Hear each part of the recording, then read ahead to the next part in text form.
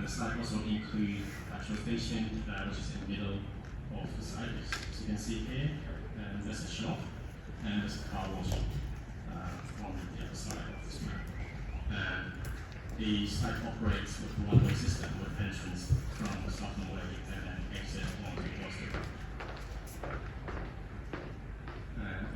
This is photograph, a view from Gloucester Road at the exit of the petrol station.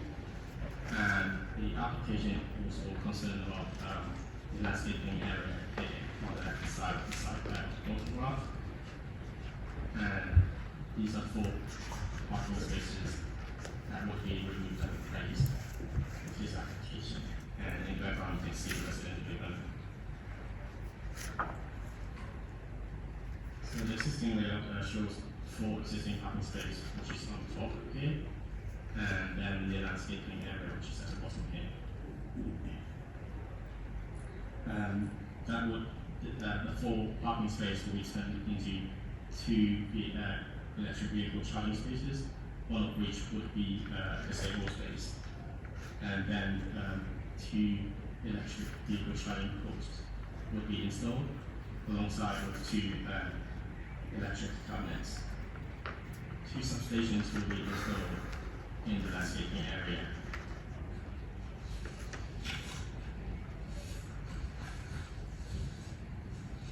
So this shows the proposed electric vehicle charging post, and it is less than 2.4 meters tall, and a picture of a similar installation at other location supplied by the applicant. And this graph shows the proposed cabinet which would be installed alongside the charging posts, and the 2 substations which would be located at the landscaping area. And they are quite similar in terms of dimension and appearance. And this page shows the existing and proposed elevation on Southern Way, and the photograph showing the existing view on Southern Way, and there's also a green finger as mentioned earlier. Because the proposal is located on the other side of the landscaping area, so it wouldn't be readily visible on the Southern Way, and therefore protecting the character and appearance of the green finger.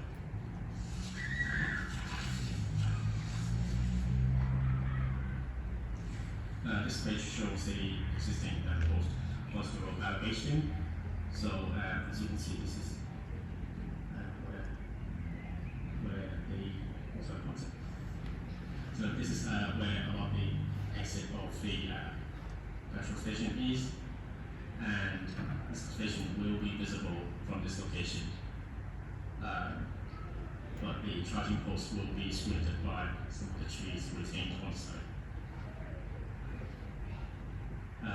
Photograph of the existing view on Gloucester Road, and the house of number 1 Abrams Road is on the right hand side, and then the landscaping area, which is shown on the left hand side of the previous pictures, is here.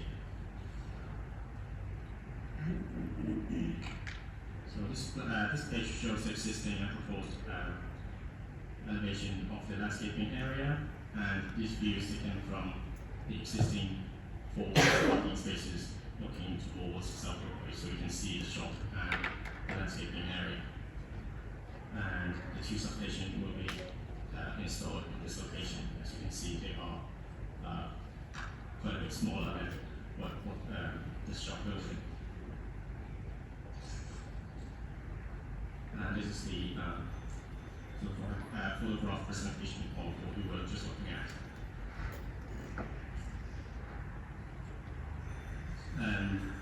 The applicant submitted a tree impact assessment and a statement as part of the application. And then, as you can see, the solid lines here, the circles, are trees to be retained, and the dotted lines are trees to be removed.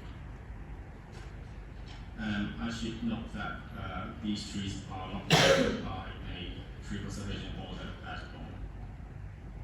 And the willow tree, which is T9 here, and silver birch, which is T8 here, will be removed. and there is further 2 trees in this area next to the parking space, which will be removed as well. Nevertheless, the 2 large willow trees, which is T12 and T15 here, which are considered to be the most significant amenity value, will be retained and provide a high degree of screening effect, especially when viewed from south of the way, which is also a green finger. And we have consulted the council's tree officer, and he considered that the trees retained will protect the visual value of the site, and therefore this is considered acceptable.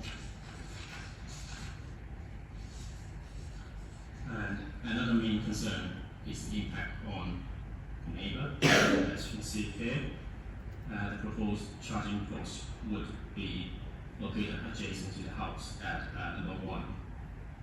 And there is also the windows on side. And this is another view of the application site with the house on the left hand side. So there are 2 main issues in terms of neighbour amenity. The first one is in terms of the number of traffic, the coming and going of cars because of the proposal.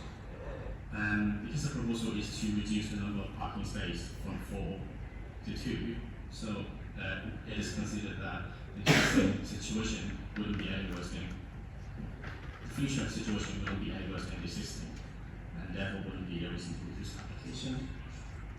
And the second concern is in relation to noise. In response to this, the applicant prepared a noise assessment, which included a survey of the existing background noise level at the site, as well as a survey of a similar operation at other locations.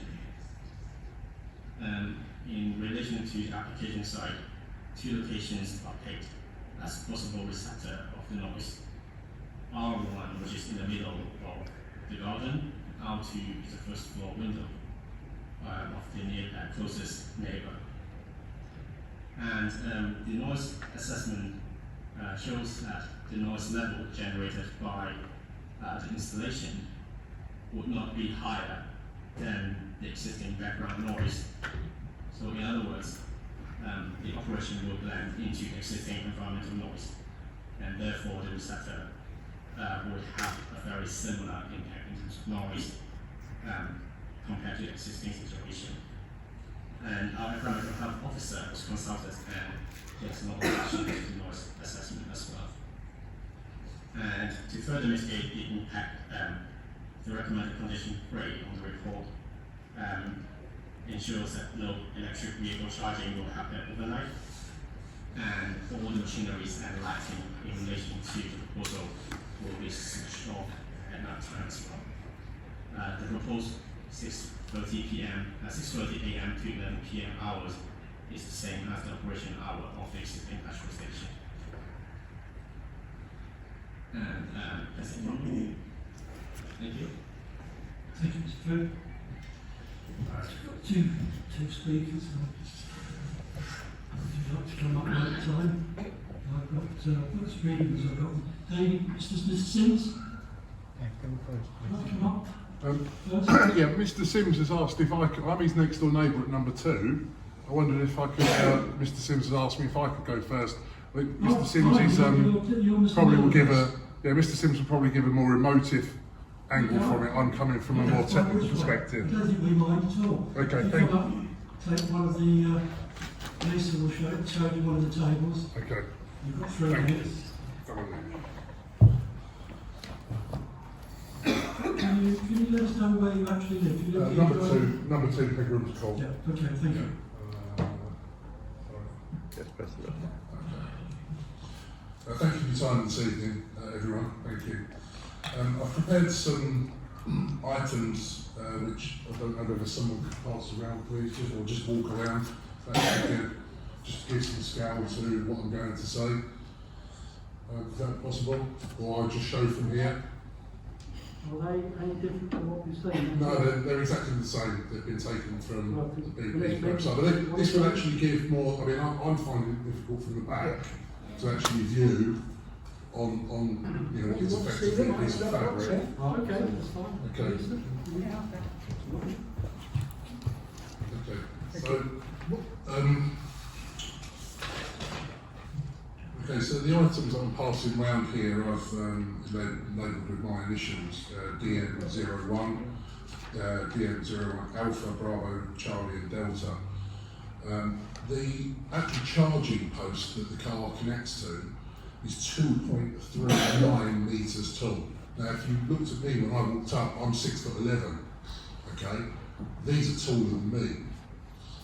If you look at the DM01 Bravo, which is a measuring stick, is 2.4 metres.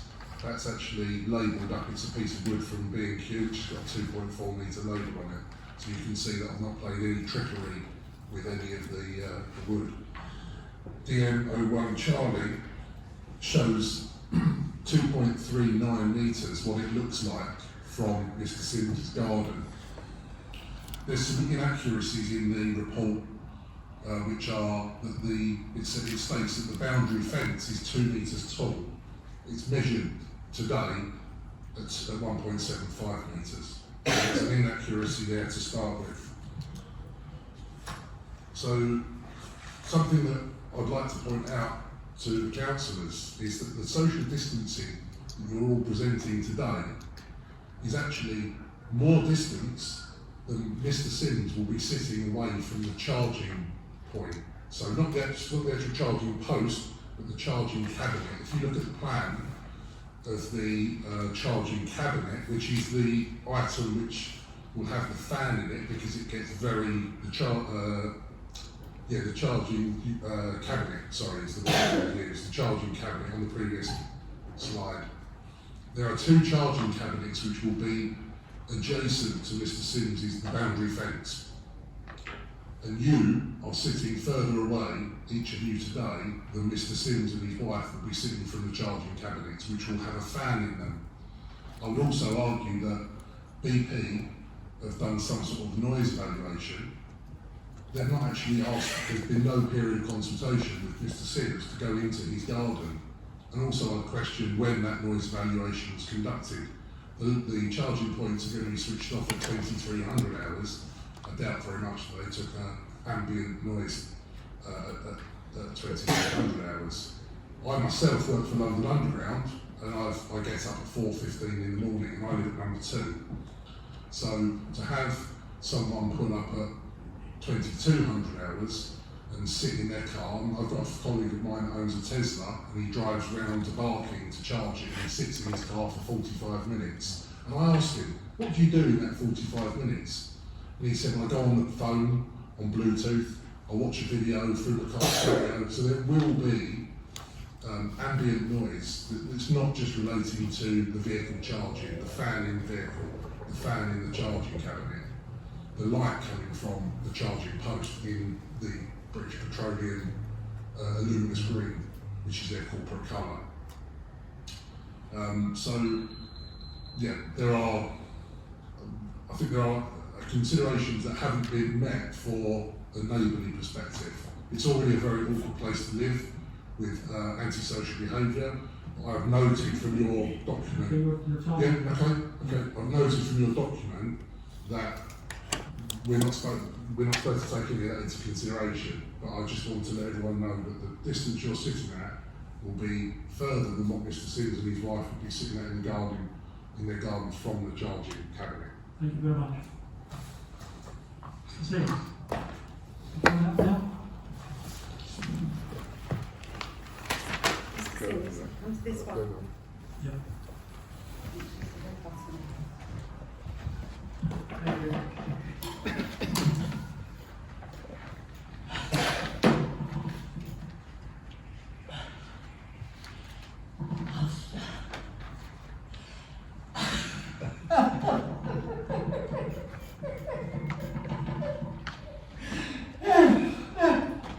You okay? Do you want me to talk to you?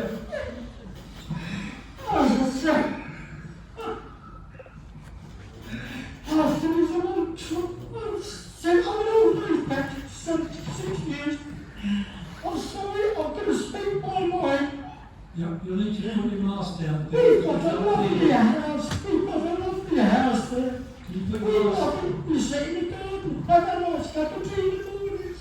Can you put your mask down a bit so we can hear you? And you're going to put these things up against my lovely little house. They're 9 foot high. My fence is only 7 foot. Why, please, didn't you put it somewhere else? There's lots of areas you could have put. There's a bit of land 40 by 50 that side. You've got all these people coming in. You could have put it the other side. But why, please, why? Put it outside alongside my fence. What is it with the council? I think it's terrible the way we've been treated. I was rushed into hospital 8 weeks ago. I've been suffering for about a year. This is disgraceful. How can you put something with 16 hours of people going? It's going to take an hour to charge these. It's going to be like a petrol station, people in a queue. 16 hours a day. Please don't build it, please. Because we are not very well. And my wife, honestly, absolutely ruining us. I'm going to tell you something. I don't give a monkey's. If you go ahead, I'm going to get a solicitor tomorrow, a barrister, and I'm going to take this Harlow Council to court because you don't give a monkey's. You haven't thought of people like us, tenants, where I'm living. I live there. That is my lovely little home. You are taking it away from me. You could have put it somewhere else. There's lots of areas. Right where my fence is. 16 hours a day we've got to put up with this. I just can't believe they're doing this.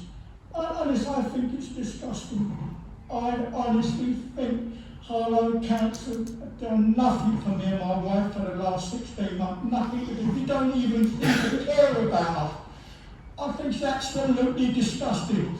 Look at the way I feel. You know, how do you think that? Would you think, I'm sorry, would you like that at the side of your house?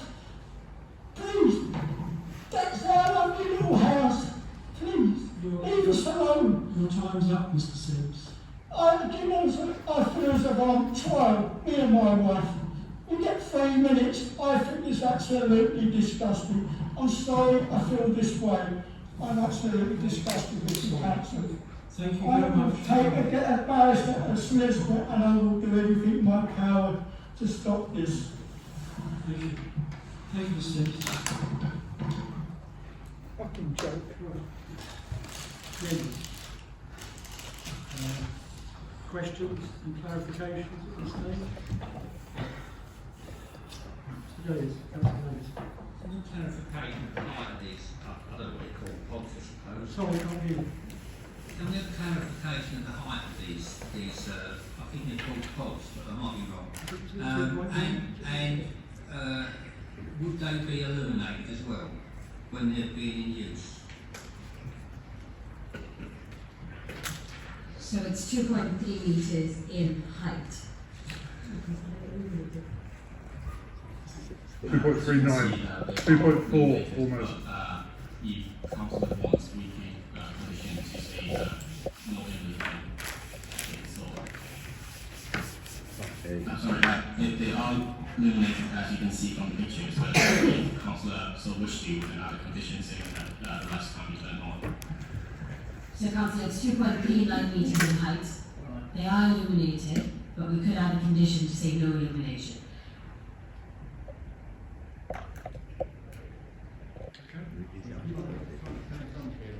Sorry, Councillor Davis, can't hear you. Oh, you turned it off. Yep, I can see it. Any more questions? Yes. Let's go. Councillor Garner. I'm trying to switch this on here, maybe. No, it's not working. No. There's one on the Sorry. Oh, sorry, one is. That off. Okay, sorry. Perhaps try that one again. I'll check. This chair, what I want to know is that Mr. Sims, I believe it was, says, or the other member, fence was lower than that unit. Can we clarify that? Ask Mr. Furley.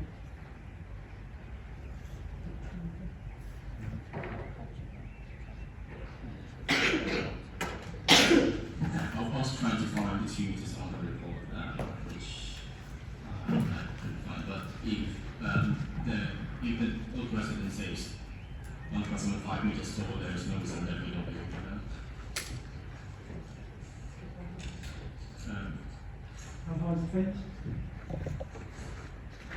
1.75. What I'm saying is, if the resident says 1.75 meters tall, there is no reason that we don't believe in them. So they're taller than the fence. So it is taller than the fence. So Yeah, it is taller than that. the objector says it's 1.75. We have no evidence to say it's not 1.75. Critically, you can have a permitted development fence that's 2 meters, so without planning permission.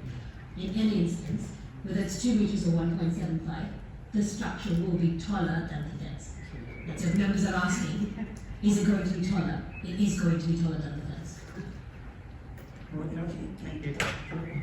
Any more questions? Yes, in that case, thank you, Chair. In that case, if it is taller, could it not be a condition that the applicant should provide a fence or some sound, visual and sound barriers for the benefit of the resident? Because we've seen these tests on noise. I remain sceptical because we don't know. The noise is not just one car charging; it's a queue of cars waiting there, which is highly likely to happen. And also, it's happening. I think you said from 6 in the morning until 11 at night. To make that, to then say that's similar to a petrol station, is that people don't live right next door to petrol stations. And I don't think that analogy is correct.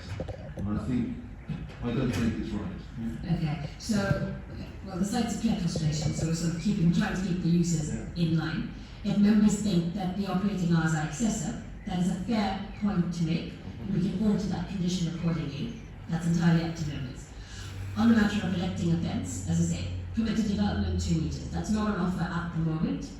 And if a taller fence, so something that requires planning permission, is tabled, that will require planning permission. So that will require different planning application as well.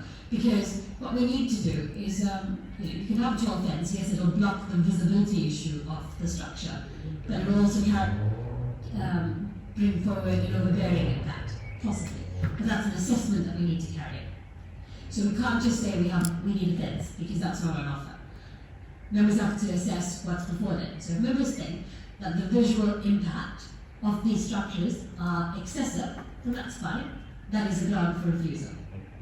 If members think that the hours of operation are too excessive, that is a matter that can be conditioned, so you can edit the condition accordingly. On the matter of... Sorry, just one more point and I'll be quiet. On the matter of noise, we have technical evidence that says it is not going to cause detrimental harm. So on the matter of noise, we don't really have a leg to stand on. But if you consider it to have a visual impact... Councillor Suter. Thank you, Chair. I'm sure, I live not far away from that garage. I'm sure there are other positions in that site, not against gentleman's fence.